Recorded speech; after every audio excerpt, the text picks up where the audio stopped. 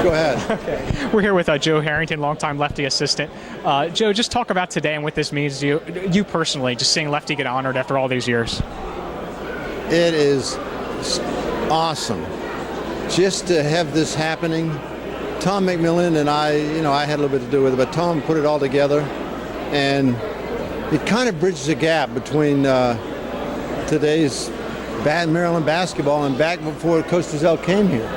But he did so much for Maryland basketball. He made people believe you could win a national championship here. And he started Midnight Madness just because he wanted to be the first at practicing. He said, we're going to be the first in the country to practice this year.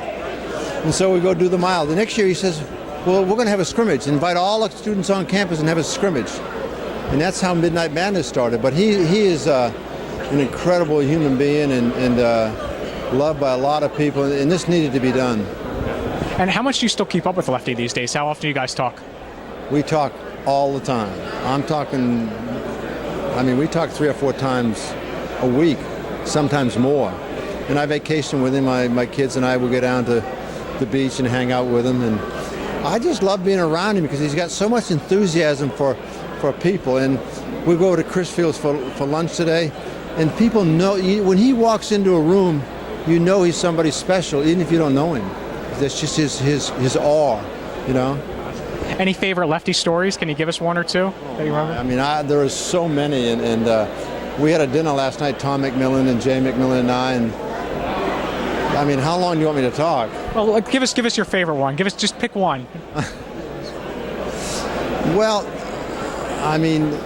Cole Fieldhouse used to be, when I played there was probably 25 feet between the bench and the edge of Cole Fieldhouse, and he came there, and all he knew of Cole Fieldhouse is when he played in the Eastern Regionals, and the stands were down right behind the bench, and he wanted it to be that way for his games, Maryland games. And the athletic director, Keogh, said, no way, we can't do that because we have phys ed classes in Cole Fieldhouse until 3:30 or 4, and you can't get all the platforms down there, the risers and the chairs and the tables for press row and set them up for game time. And Coach says, well, let me tell you something. He said, if I put him down the first time, will you do it from now on?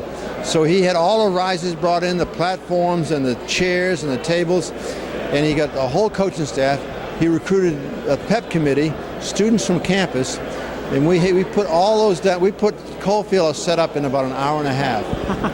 And from that day on, it was always Cole Fieldhouse that we know when he coached the games there. So he just refused to be denied to get things done, the right way. Sure. And how was Lefty during games, just being an assistant on his staff? How was he during games with you? He was totally into the games.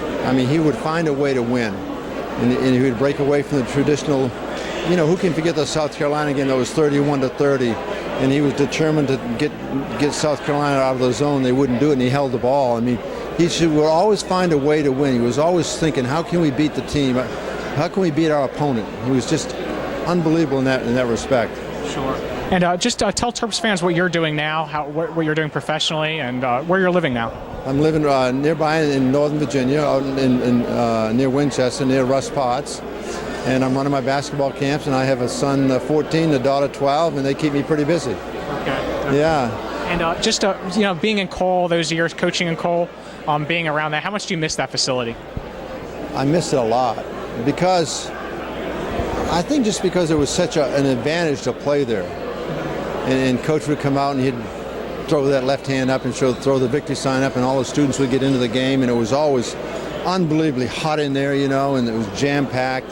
It was just such a tremendous home court advantage. And I think the biggest thing that Coach Driesell did for Maryland basketball is he got people believing that you could win championships at Maryland. And before that, it was a different attitude. Lefty Driesell changed that attitude. He came in there and he said, we're going to be the UCLA of the East. And that started from Jay McMillan, Tom McMillan's older brother, because we were at a breakfast one morning trying to recruit Coach Driesell to come to Maryland from Davidson. And Tom says, there's no reason we can't be like UCLA is on the West Coast. We should be that on the East Coast. So Coach goes to his press conference and he says, we're going to be UCLA of the East. And it just opened up the eyes of everybody that we could be good at Maryland. And he changed the thinking, and he put energy into this program that that I think the coaches that followed him were able to, use. And what do you think about the Maryland program now? What do you think of Coach Turgeon and what he's doing over here? I think Coach Turgeon's a smart man, a smart coach. If you look at what he's done to the facilities, he's embraced the Maryland tradition, which hasn't always been there, and I think it's going to make a big difference that he understands that the Tom McMillans and Steve Shepard, who won a gold medal, and Len Elmore and Walt Williams and Steve Francis and all the great players. I mean, he's embraced what they've done for Maryland basketball, and he's using that to help him recruit, and I think he'll be very successful here.